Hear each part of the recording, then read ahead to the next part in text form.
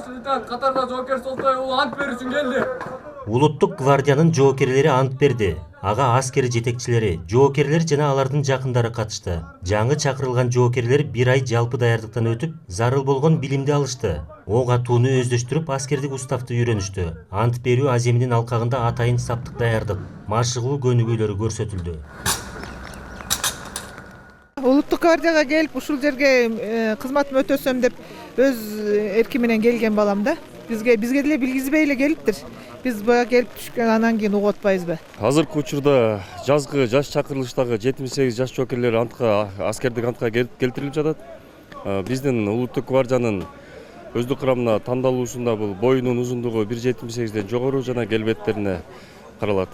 Ушул жаш чакырылып жаткан аскердик антка келтирилип жаткан жаш жоокерлер буюрса мамлекеттик деңгээлдеги иш-чараларда катышуучу жоокерлер. Ант берүү деген бул өзүнүн мааниси чоң. Берген антты дайым бекем кармаш керек. Эч качан бузбаш керек. Улуттук гвардиянын өзүнүн кызмат милдеттери бар да. Ошондуктан эми мен айтарым куралдуу күчтөрдүн эң мындай белгилүү деңгээлде өйдөрөөк турган элита болгон улуттук гвардиянын жоокерлери.